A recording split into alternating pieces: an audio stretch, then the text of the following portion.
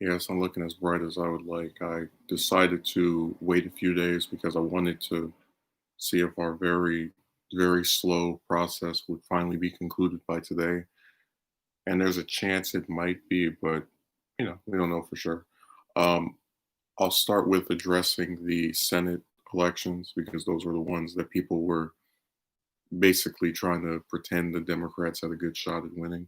So, in the lead up to this election cycle, with regard to the Senate, you had people saying, "Oh, the Democrats are going to win Iowa, and then they're going to win Arizona, and then they're going to win Maine, and then they're going to just all these different states." They were saying the Democrats would sweep in and have these amazing victories. And I actually did a stream, I believe it was last year, where the title was something to the effect of "Why the Democrats Will Not Get the Senate Back." And I talked about how a lot of times they think because there's some poll that shows them doing well, they can disregard where they're supposedly doing well in. So, for example, in South Carolina, all these people were donating to Jamie Harrison, who was the Democratic candidate over there. And they had polls where, in some cases, he was even above Graham by a point or two, all of which fell in the margin of error. Um, and sure enough, when we actually saw election and before election day, I kept saying this is going to be Beto O'Rourke 2.0. It's going to be a candidate of minority who is articulate, who fosters a lot of support from people out of state that donate and believe in him, but who will not be able to sway enough voters to actually unseat the incumbents in this red southern state. And sure enough, when election night came, it started off with Harrison leading for like I think 4 or 5% of the vote counted, and then Graham just completely swept them. So that was one race where people, I just got flashbacks of O'Rourke because it was the same thing. Oh my God, look at all this money he's fundraising, and look at how dumb his challenge, the incumbent is. We need to get rid of this person right away. And then during the actual election night, you start off like really good where they're leading, and then it just segues into complete trash. And again, that's not to say that people, because I've seen some analysts on CNN that were saying, I bet people feel really bad giving Jamie Harrison their money now. It's like, no, I don't blame them for doing that. They genuinely wanted to unseat Graham, but they, I guess, didn't expect the vote to be as difficult as it was. They got these polls that said they were leading or they were ahead by a point, and they got excited. And then this ended up happening. South Carolina is not the place to play when it comes to thinking that the Democrats can actually pull something off. Because if they're able to lose seats in places like Maine, and even with Iowa, one of the House seats flipped, there's really no reason to believe they're going to be able to do anything in the South. Which is why it was surprising to me when we had polls that had, Biden actually doing competitively with Trump in Georgia. But as I was going to continue, the biggest gain for me last night was the fact that Collins got reelected because month after month, week after week, she's going to lose her seat. She's going to lose her seat. When I was there, when this was last year, when I was being taken to a Sanders rally by an Uber driver who was into politics, and he decided that because Collins voted for Kavanaugh, just like every single other member of her party except one person, that she supposedly no longer could be called moderate over this one vote. And he predicted that she would lose her seat. And I wasn't, I don't have a crystal ball, so I didn't object to it. I just didn't say anything. There's a guy I spoke to via email who was saying that he believed she was going to lose. And sure enough, when they had these different polls, they were showing that sometimes she was trailing, sometimes she was up by a little bit. The entire night from, I think it was, when did the votes come in? 6 p.m., 7 p.m., Tuesday night, all the way up until the following day, when it from 1% to 90%. Collins was in the lead, and she was in the lead by 7 points the entire time. Just completely swept her opponent. I haven't been that. I don't think in my entire lifetime I've been that happy about a Republican winning.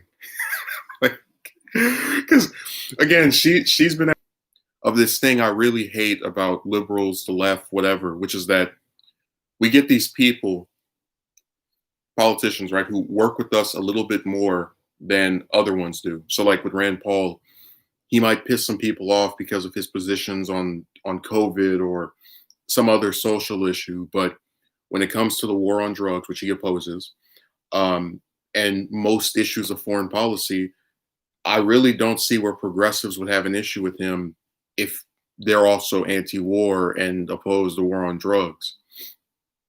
So with Collins, you had this politician who reached out to liberals by giving them a vote against Barrett. And you had Cenk, because people for some reason can't just do something because they actually want to do it, uh, assert that she only did this because McConnell allowed her to. He released her vote so she could win her reelection. Like, but she still did it. See, that's why I said that things now are so backwards that even when you do things that people like, you still get crapped on. Just like you have a lot of Sanders supporters who trash talk Harris,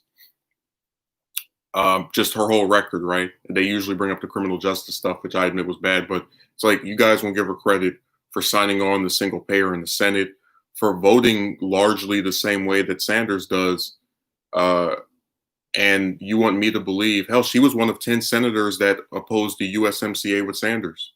And they still, it just wasn't enough. They won't bring it up. They won't give her any credit for it, because modern politics is about developing an opinion on someone. And then no matter what they do after that, no matter what other things they've done before that, you assert that this opinion is fact and that they are just awful, even if their records suggest otherwise. That's why people who crap on Harris for the criminal justice stuff will hate on Booker, despite him literally being the opposite, where he's known for, championing different ways of releasing people from harsh sentences, and then like he still gets crapped on despite having the reverse of what Harris has as supposedly baggage. But anyways, it was just nice to see Collins not only win but also win very decisively, to where her challenger, like I almost forgot Gideon's name because she just was never leading on the thing. It was always 6, 7, 5 points behind. Damn, that should tell you the media and these polls don't know what they're talking about. Yeah, that was the biggest surprise of all of them, probably. Oh, and then let's not forget the clown. So there was a black guy. His name was I'm forgetting his name, but he was a candidate in the Democratic primary, and he was getting a lot of different attention because people really liked what he was saying, and the fact that he was a public advocate or health he was involved with activism on a local level, and he lost to McGrath, which is the name of the Democratic nominee in Kentucky in the race to unseat McConnell, the Senate Majority Leader. And after he lost, I remember people in the comments section going, "Oh, McGrath is going to pick up all the votes that he had, and she's got a much better chance of winning, and she's going to do so good, and she's going to make sure that we finally get rid of McConnell for the 7th time at last." Yeah, me too. Go. And I'll get into that later. I'm just going through the Senate and House elections. So after reading all of that crap, they had a debate between McGrath and McConnell. And McConnell brought up the fact that if he were to lose, Kentucky would no longer have a member of the Senate that's part of leadership, because McGrath would start in the back, and she would, the leadership would probably go to Schumer if the Democrats took control of the Senate. And he laughed at, her assertions that he wasn't doing everything he could to stop the virus. So it was just a really, McConnell had kind of like a smug, I know what I'm doing thing going on, like this just exuding confidence. And out of all of the different states that came in not last night, I keep forgetting it was Tuesday. Out of all the states that came in Tuesday, The first one we knew the victor in out of the different Senate elections was McConnell. Like within 3 percentage points of the vote being counted, they declared McConnell the winner. I literally had PTSD from 2014 when they had another lady, uh, another candidate rather. I shouldn't bring up gender. I just remember it was a woman who people said would finally beat McConnell at different polls showing that she was ahead. And then election night, she got smashed. So now we're stuck with him for another 6 years. Hell, it might be even longer if he runs for an eighth term. Which, I mean, if you look at how old Grassley is, you know that's entirely possible. Let me see, are there any other races of note before we get into the presidential one? But yeah, Kentucky was a really that's such a sad thing because people told them she will not win. She will alienate the people who support the other person, and they told us we didn't know what we were talking about. So she got destroyed badly. It was really embarrassing. Now in Michigan, there was a guy named I think John James, and this is weird because he was leading Peters, which is the name of the other senator from Michigan, and just all night, just on top of him, and then out of nowhere, Peters, because they wouldn't call the election one way or the other. Then after they got to I think 80-90% of the vote, then Peters jumped in the front.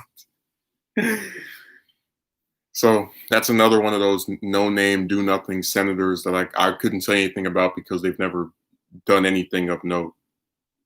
He's like the Democratic version of John Thune. That's that's the second highest ranking Republican senator, and nobody knows anything about him other than that he's from South Dakota because they don't do anything. Now, Georgia's a really funny story because the senator over there, well, there's two of them that ran this year, but Loeffler was appointed to that seat after Johnny Isaacson, who was a clown, said, I can't do this anymore. And this pissed off not Susan Collins, but there's a Collins in the House who wanted that seat. So he decided to run against her, and doing so split the damn vote to where the Democrats started leading, which is a guy named Warnock.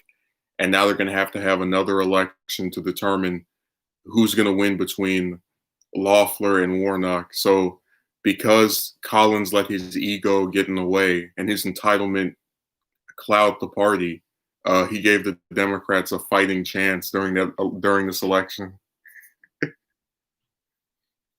The egotism just exudes from him after what he did. Yeah, Georgia's a really interesting state. Now the other one with what's this? Ossoff, Purdue. I didn't pay as much attention to them because I don't find them that interesting.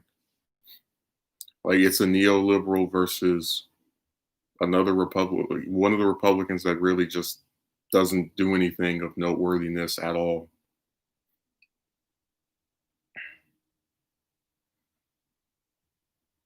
Yeah, do we have any? I think yeah, we're reaching the end of the Senate elections. But I just keep being reminded of how, this is the year the Democrats are going to take control, and they're going to make the Republicans lose in Iowa, and they're going to lose in Maine, and they're going to lose and that they picked up 3 seats and then lost 2. Oh, let me talk about Arizona. So there's this thing about when you run for office where if people feel sorry for you, they will vote for you.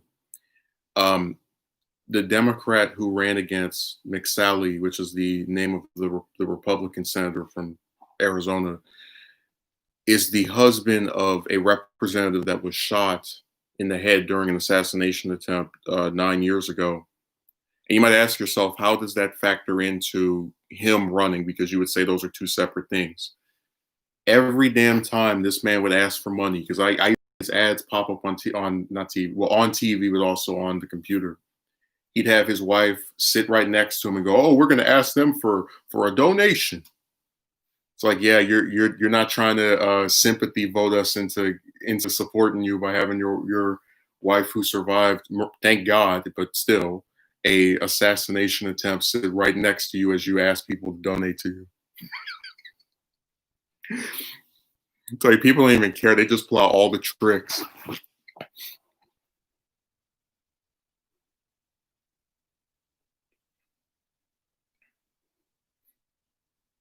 Yeah, but he won that race. I would have preferred had he not, because again, I just don't think he's really. I don't even know what the hell he stands for. I know he's opposed to single payer, and the rest of his positions are just kind of all over. Like I know at least with McSally, she votes a lot of times with Trump. That at least tells me who she is. I just don't understand how people support these Democrats and they don't even tell you what they actually believe in.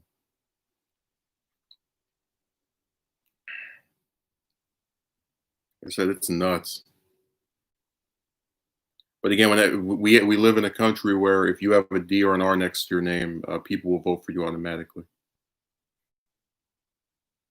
Yeah, Kansas was another state that Democrats had some delusions about winning, and it started off with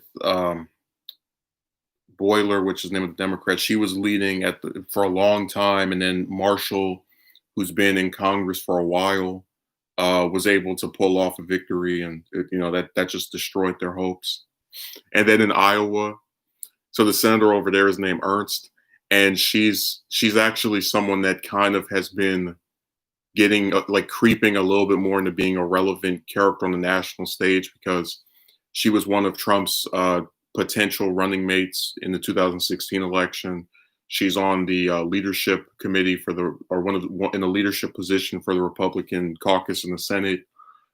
She just got on the Judiciary Committee this last session of Congress. So she's been slowly increasing in the number of, I guess, unique roles that she plays.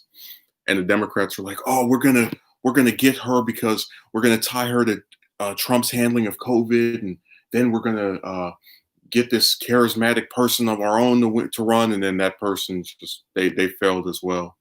And Iowa is a state that the Democrats really should feel embarrassed about not being able to win because they've been leaning more red and red, but it still is a pretty recent thing, like in the last 10 years, for them to just keep sticking middle fingers in front of Democrats' faces.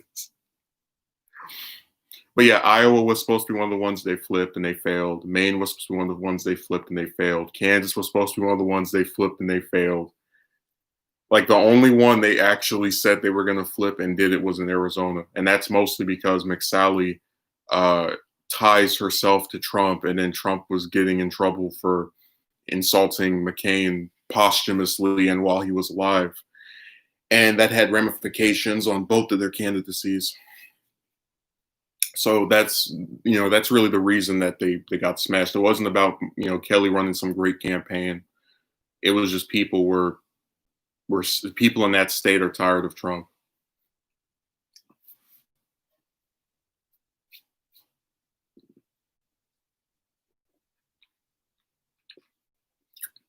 The thing with McSally is pretty funny because she ran for Senate against Sinema in 2018. And I remember when she lost, I was thinking, wow, if she had just kept her House seat, she could have, like, if you didn't have I guess, the aspiration to climb higher and higher, if you just stayed in your lane, you would have still had a job for the foreseeable future. And then she gets appointed to this other seat. Uh, and then 2 years later, just right out the door. So you like first you ran for this position, lost it, and then thought, okay, I don't have a public sector job anymore. And then you get appointed to that same position, albeit a different seat, the other seat in your state, and then you get smashed or lose the exact next election after getting appointed. And now Mark Kelly, the guy that's about to take the seat, he has to run again. And oh, damn, that is so pathetic. Just the fact that she could have had a job if she just didn't run for Senate. That was like her curse. But yeah, we're almost done with the Senate seats. I just want to go over one more, and then we can continue. We can get to the presidential crap because I know that's what the three people that are here came for. The highlight of their. I'm just basking at all of these Democratic L's that were taken because this is going to play a role. If you know, and it looks as if Biden's going to win, but if he wins, I don't want to say it definitively yet because it hasn't happened. Uh, he's going to enter office with a dysfunctional Congress. He's going to have his party running the House, and even that's not a certain thing because they still haven't. Their majority has been getting smashed up, and he's going to have a Senate where every time the House that supports him passes something, the Senate doesn't even bring it up for a vote.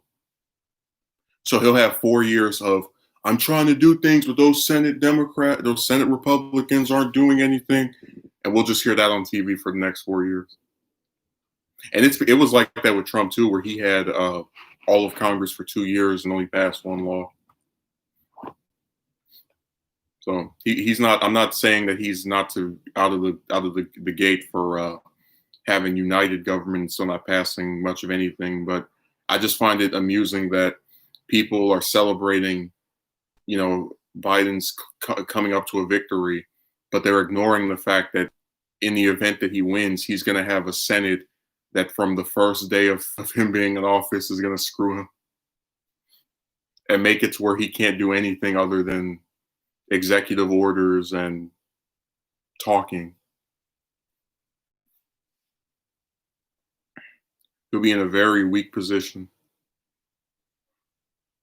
And the only hope the Democrats have to get the Senate back is to win both of those Georgia races and for Harris to be the VP, because then she can cut tie votes between both sides. But that assumes the Democrats all are like one hive mind. They all vote the same on everything, and that most of the time that doesn't happen. You usually have one or two that peel off. Like I said, it's just pathetic, and it like this is the fourth election in a row because we have a Senate election every 2 years, where these pricks still can't win. They still can't get the Senate back. They haven't had the Senate since I was in 11th grade. they just won't pull off a victory. They keep getting all this money, begging you on YouTube, please give us dollars so we can get the Senate back. And then they run, they get smashed. It's like Wild Coyote and the Roadrunner. Like the Roadrunner is them getting a majority in the Senate, and they just keep pulling the stuff down to get it, and it doesn't work.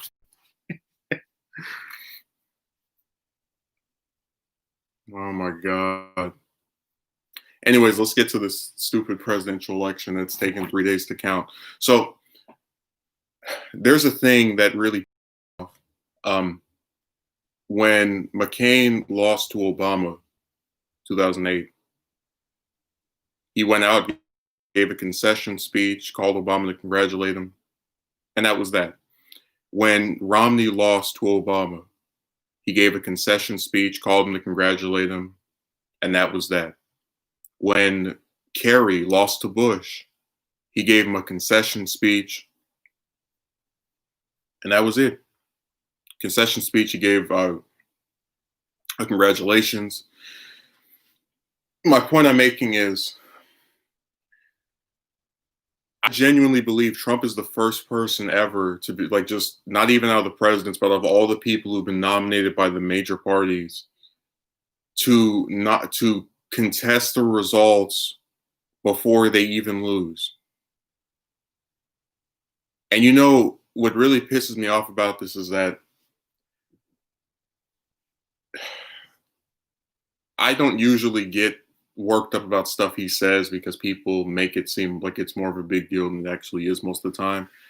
But how much of an ego do you have to where you genuinely believe there's no way you can lose legitimately, that if you lose, they had to have changed the votes or stolen the election? It's so damn dumb. Hell, when Hillary lost, she didn't say that the election was stolen from her. She conceded the following morning, and that was it. Now, of course, she went on her little tour talking about who heard her and who didn't. But the point is, she didn't try to make it seem as if the process itself was invalid. that there were these magic people who were making the votes come out for Trump in states that mattered. And she's a complete sore loser. She went around blaming every damn body, as well as her supporters. They tried to make me feel bad for my state voting for her, some stupid stuff. But my point is that all of these other candidates, when they've lost, and Trump still hasn't lost, have conceded and not tried to pretend that the process is rigged or screwed up just because they didn't pull off a win. You can go look at all the different candidates, Senate candidates, House candidates that lost last night. I've only seen him and that one from Arizona, because I was on her email list, try to say that there's like some buffoonery afoot, some trickery on the loose. And it's really disturbing because I have the tapes if people don't believe me. During the last election cycle, leading up to it before Trump won, he said, they're getting people who haven't voted, who've been dead for 10 years to vote. They're gonna rig the election. And then after he won, what happened? He stopped talking about it. The only thing he said after that was that there were 3 million illegal immigrants who voted, which he never presented proof with, and he just made up because he was upset that he didn't win the popular vote. But my point is, where did it become a normal, legitimized thing for people to, once they lose an election, say, no, I didn't lose because more people voted for my opponent. I lost because there was some kind of secret schism that involved them changing votes. I talked about wanting to run for the House at one point, and I fully expect to get defeated because my opponent would have much more name recognition. But even in that, if that's to be the case, I'm not going to say I lost because they changed the votes and they stole the election. Like, no, the other person got more votes than me. I'll just run again in 2 years. Not that big of a deal. Only in the US. And, it was really obnoxious to watch certain people who were warned about this being a result, because we've had more mail-in ballots this year than any other time in US history. You had people who were warned that this might happen, that if Biden doesn't win certain states, it might take several days to figure out who actually won the race. And they went, nah, I'm going to say that it's taking several days, not because there's this giant influx of mail-in ballots that they have to count. No, it's because, they're trying to rig it again. Why they let him win Texas and Florida and Ohio. Ohio is the same state that people have every single person that's won the presidential election won for 60 years. That's why they let him win it, so they could trick us. Jesus Christ. And again, I guarantee you, if things were reversed and it was Trump at 264 whatever and Biden at 2 whatever, nobody out on Trump's side would be saying that the election was rigged. And you know damn well that nobody on the Democratic side would say they're switching votes to help Trump.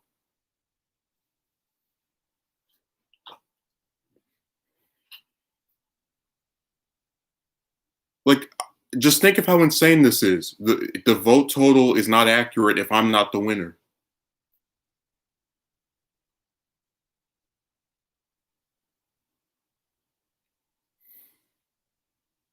And nobody thinks that's crazy, that people have gotten so egotistical that if they don't win every single damn election, or the one that concerns them, there's something evil happening in the background. There's this shadowed figure who's changing the ballots to make it to where they can't pull off their win or their victory.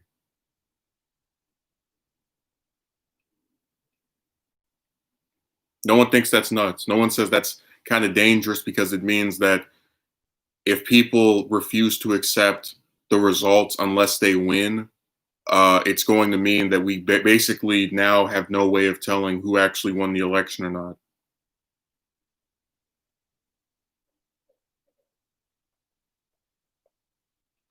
Facebook had to get rid of some group. It had 300,000 people in it that was apparently, according to them, saying violent stuff about what they hopes happen if Trump loses. I'm just thinking to myself, it's so sad Because I remember when Hillary lost, the mindset of me and a lot of other people was, okay, she crashed and burned. Who's next? It was looking forward to the next election. It wasn't to say, oh, I think those different states all are erect for Trump and they want him to win. So that's why like, only now are they trying to pretend this is the game.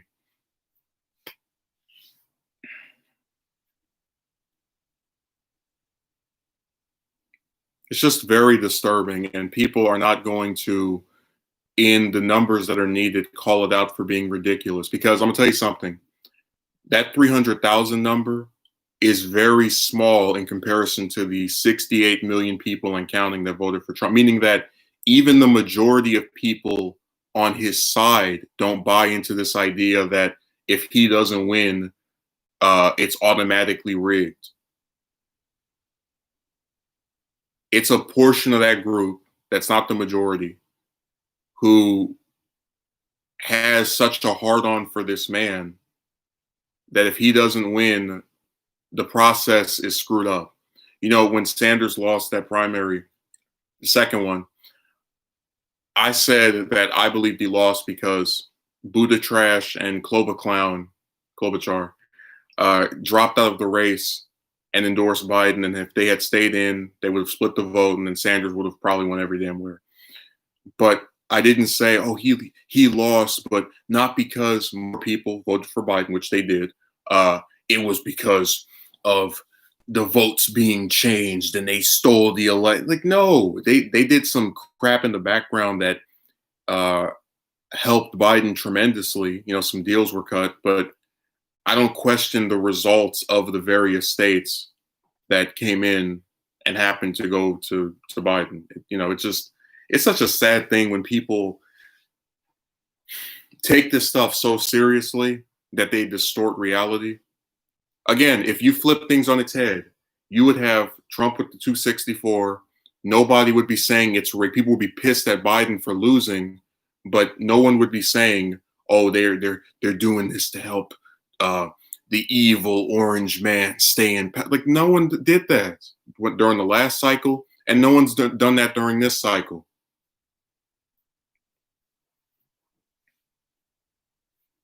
It's only his supporters who just like refuse to accept he might not win.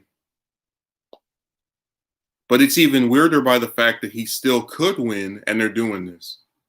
If he picks up those last four states, he wins. And then what's he going to say if that happens? Oh, well, you know, thanks to our courageous efforts, we've been able to succeed. No, you were going to win. They just were counting the votes slower because of all the damn mail-in ballots. I just hate the fact that these people think this is normal.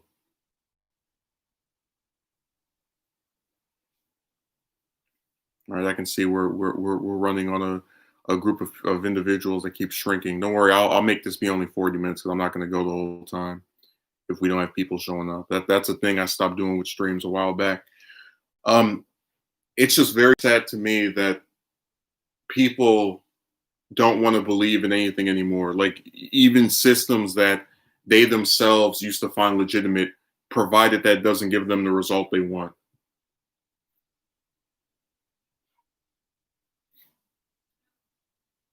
This is rigged. Why is it rigged? You have any proof? No, it's just the person I didn't want to win didn't win, so it's rigged. You know, there was actually a woman who I used to speak to, and I remember during the Senate election in 2017 in Alabama was between Roy Moore and Doug Jones, and the polls up to that point showed that Jones and Moore were tied because Moore had been decreasing these allegations about him and these underage chicks. And Jones happened to win. He happened to pull off a victory that was very narrow, but it was still a win. So I speak to her the day after that, and at the start of this call, we mentioned this race, and she immediately says it was rigged. And I'm just thinking to myself, you want me to believe a red state, Alabama is as red as you can get. It's probably South Dakota, and what's another one? Maybe Tennessee are probably the three reddest states in the whole U.S. But you want me to believe? No, Wyoming. I take that back. Wyoming, South Dakota, and Alabama are the three reddest states, in my opinion. But she wanted me to believe that this ruby red state, this state drenched in the crimson of Republicans, rigged an election so a Democrat could win narrowly. Who the heck? Like, what sense does that make? This state has voted for Republicans year after year after year, but they didn't want this one Republican to win, so they gave it to the Democrat. What rational person thinks that makes any goddamn sense? But like I said, this isn't about these people having proof of their allegations. This isn't about them noticing some verified irregularity. Whenever they don't get the result they want in one of these damn elections, there's something nefarious happening in the shadows. There's no way the person I like can lose outright. There has to be some kind of glitch in the system. Jesus Christ. But yeah, this is just a bigger version of that. Oh, here's McSally. Yesterday, more ballots were counted, and Arizona's race is even closer. It's too close to call. Help us keep up the fight. So what she's doing is a little bit different than Trump. See, Trump is saying that they're like changing votes. She's saying that they have ballots that are still and they shouldn't have stopped. They shouldn't have called the race already. But again, I just don't understand why it seems if every time somebody loses, it can't be a legitimate thing. Like you're so in love with a candidate or with yourself that you can't fathom the idea that you could be defeated in a fair process. Like thousands of other, like the majority of people who run for office, they don't win. So you're so much better than the majority of people who run for office that the only way you can be defeated or lose an election is by them changing votes or flipping the system to where your supporters don't know where to go. Jesus. Oh my God.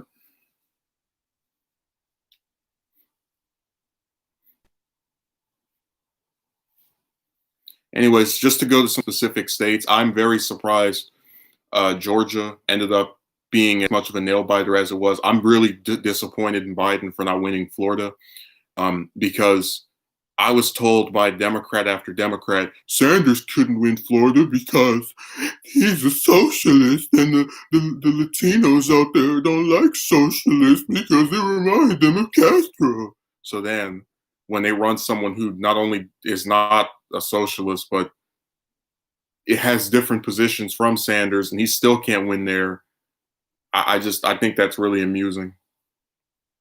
And annoying because it shows that these people don't know what they're talking about. Because I know there is a portion of people in Florida that do have that position. That's why Trump likes to spam the word socialist like it's candy. But I just find it really amusing that the person who supposedly wasn't a socialist and really, Biden is a moderate Republican, still couldn't pull off a victory. He still couldn't do it. He's got a better chance of winning Georgia than Florida. Georgia hasn't voted for a Democrat for president or been in the Democratic column in almost 30 years, 92, 96. One of the times that Clinton ran. It's really nuts. Yeah, Biden was disappointing with Florida. He was just disappointing with a lot of these states, with Ohio, with those two in particular, because Ohio is supposed to be the area that is most significant for being won by everybody for the last 60 years that actually won the election. It's just creepy to me that Georgia is this state that picked said screw you to Abrams, and like now they're supposedly going to be the one that decides this or plays a big role, when that really should have been Florida's role. And a better case could be made, it should have been Texas's role, because there's been a lot of gains by Democrats in Texas, and they just keep not being able to pull off a presidential victory. So it's just a sad process. But again, I'm glad the Democrats didn't get the Senate back because a lot of the candidates they want to run are neoliberals that are not going to change anything, and also a lot of the people that they were challenging they mistook for being weaker than they actually were. And now if Biden wins, they can say, "Oh, we couldn't pass anything because of the obstructionist Republicans." So he's got his excuse ready.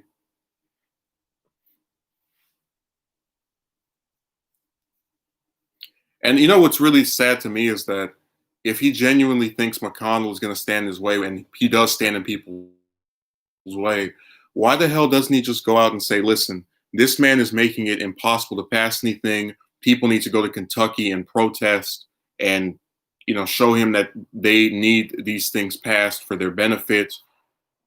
Just as the president, keep this in the active public sphere. They don't do it because they don't care. They're not trying to change anything.